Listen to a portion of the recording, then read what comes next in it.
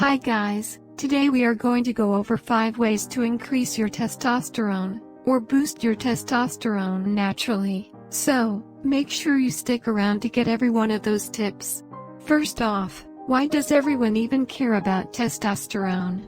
Having low testosterone can create a lot of unwanted symptoms, like low libido, low energy, difficulty concentrating and losing muscle mass. So, not only does it cause these frustrating symptoms, it can also be a risk factor for other really scary things like heart disease, metabolic syndrome, which includes diabetes and hypertension, osteoporosis, and even all-cause mortality or death. So, making sure that your testosterone levels are optimal is important. Number 1. Lose weight. Yeah, easy to say. Why does it even matter? Well, the reason being is that obesity or being overweight means that you have more fat cells, and fat cells have a specific enzyme in them that takes all that healthy testosterone and converts it into estradiol. So, we well understood in the scientific literature that weight loss and overweight men can help boost testosterone levels significantly. And how much weight do you need to lose? So, in one study, they looked at the amount of weight loss that was needed to increase testosterone levels, and they found that an average of 21 kilograms, or nearly 46 pounds, was the average amount of weight lost by people who increased their testosterone level. But do you need to lose 46 pounds? Well, sure, that would be great, but another study looked at specifically physical activity and diet. And how did those contribute to increasing testosterone? So, what the study concluded was that increasing your activity level could reduce the amount of weight loss that you need.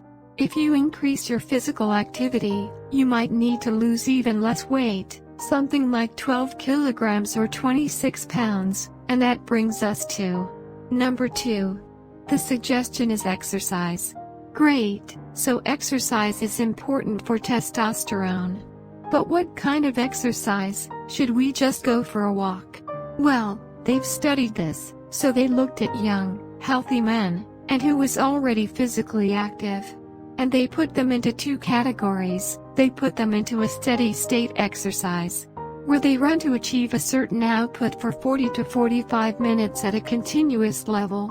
So, they put the other half into a group of high-intensity exercise. And what that means is they went for 90 seconds at a high output and 90 seconds in a recovery zone, and they did that for about 42 to 47 minutes. They measured their blood levels before exercising, after exercise, and 12 hours later, and they found that those who did the high-intensity interval training increased their testosterone levels significantly more than those who did steady, straight training. However, after 12 hours, they found that this high-intensity interval training had a lower testosterone level, and they hypothesized that they're using that testosterone to help recover during that time. So yes, there may be some benefit to doing high-intensity interval exercise, rather than just going for a walk or going on a steady-state exercise. Do some high-intensity interval training for a brief burst of time, and that will increase your testosterone level and be easier to do regularly. So, while exercise is super important for boosting your testosterone, you can't lose weight without going on a diet, which is our number 3 recommendation: diet. What kind of diet should you eat? So, there are lots of claims to testosterone boosting foods, and certainly, some foods might be better to help boost your testosterone. But how much do you need to eat to make a real impact? It's hard to say. So, avoid processed foods, eat natural foods and fruits and vegetables that you find at the supermarket in the produce aisle. While we were researching testosterone for this video, we found an interesting study on the keto diet and testosterone. So, if you're interested in learning more about that, please comment below. Or if you've heard of a certain testosterone booster in your diet, let us know so we can comment on the data behind it. But we want to tell you about this very recent study that just came out in 2020. They looked at the National Health and Examination Survey which is a nationally done study looking at people all over the country in the United States, and getting a lot of information about their diet, their activity level, and blood and urine samples to get data that can find correlations between certain things. And so, what this group did were they looked at the dietary type of men, and their testosterone levels. What they found was that men who restricted fat in their diet were likely to have a lower testosterone level than those who didn't restrict fat in their diet. So does that mean you should eat fatty foods?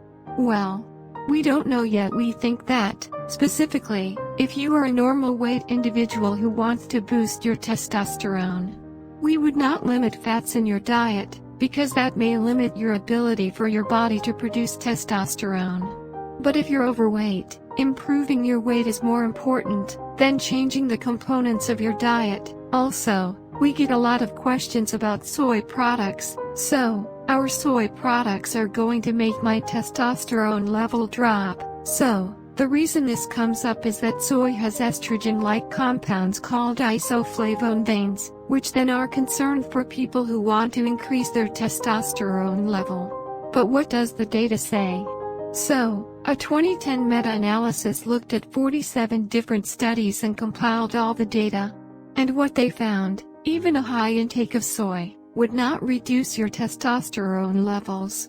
We're going to tell you about one of these studies, because we thought about it was interesting. This study took young men between the ages of 18 and 30, and they were randomized for 4 weeks to twice a day to take either a vanilla-flavored soy protein or a vanilla-flavored whey protein or vanilla-flavored cake mix, and so they didn't know what they were getting. They got these little plastic baggies with them, and they were supposed to take them for 4 weeks and see how it affected their testosterone levels.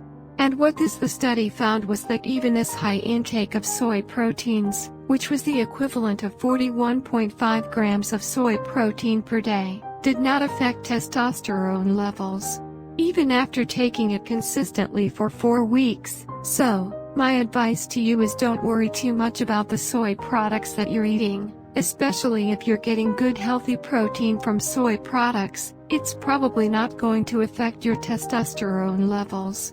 That's what the data says. Number 4, good sleep. So did you guys know from 1985 to now there has been actual data to suggest that American adults are getting less and less sleep and poorer quality of sleep? So, how does that sleep impact your testosterone levels? So, there are actually 2 interesting studies on this. Once we looked at 2,300 men in that same National Health and Nutrition Examination Survey, or the NHANES survey, and what they found was that for each hour of sleep that people reported getting less, their testosterone decreased by almost 6 points. Another study looked at 10 healthy men, and what they did was they had them sleep for 3 days over 8 hours. And then after that, they slept for 8 days, and they were required to sleep for only 5 hours. And they measured their daytime testosterone levels. And what they found was that they decreased their testosterone levels by 15. And where they get this idea of sleeping for 5 hours? Well, they found that this is the exact sleeping pattern, or sleep restriction of 15 of the working adult population, so sleep is super important. More recent data has been suggested that might be related to the time when you wake up. So, there may be some circadian rhythm association. So, if you're waking up early, that may be more detrimental to your testosterone level than going to sleep a little later. So the bottom line is getting better sleep, and sleep for longer periods, so try to reduce sleep interruptions. Avoid looking at your phone before bedtime, and try to get into a bedtime routine and go to sleep around the same time, and wake up around the same time every day. And number 5. Avoid endocrine disrupting chemicals. So endocrine disrupting chemicals are found throughout our environment because of pollution in certain cosmetics or consumable items and plastics. The most popular of these is called BPA or bisphenol A. And how do these work to affect your testosterone levels? So they disrupt endocrine action. And testosterone is created through an endocrine process, so being exposed to endocrine disrupting Chemicals can cause several problems they've been found to be associated with. Not only low testosterone but diabetes, obesity, learning problems, and even cancer. Another study looking at the HARDENS database looked at young adults, so young kids, and found out their level of BPA exposure by looking at the urinary concentration, and also correlated this with their testosterone level.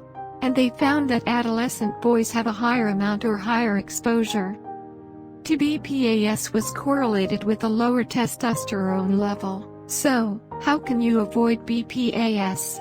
Well, avoid using plastic containers. Use alternatives like glass or metal or other things, and don't warm things up in plastic containers. You can also cut back on your use of cans and look for products that are labeled BPA free. You'll see that all over BPA free. That means that they don't have bisphenol A, which is important in avoiding those kinds of endocrine disrupting chemicals. So, wait, doesn't leave yet. We're going to talk about a supplement that we read about, that people said might boost testosterone. We called this ashwagandha. What is ashwagandha? Is an herb that has been touted to have wonderful benefits of stress relief and anxiety reduction. And so we have studied this in a randomized trial, meaning that they took 60 adults, and they randomized them to receive either ashwagandha or placebo medication. And what they found was that they increased their testosterone levels, but these were not statistically significant. So what does that mean? It means, it's likely because of the chance that increase happened, they found. However, that there was a reduction in anxiety and depression in people who were taking the supplement. So certainly that can reduce your stress levels, which can be important for improving testosterone levels overall. Alright, thanks so much for watching. Hope you enjoyed it. If you like what you saw, make sure you subscribe and comment below on other things you want to learn about. And always remember to take care of yourself because you're worth it.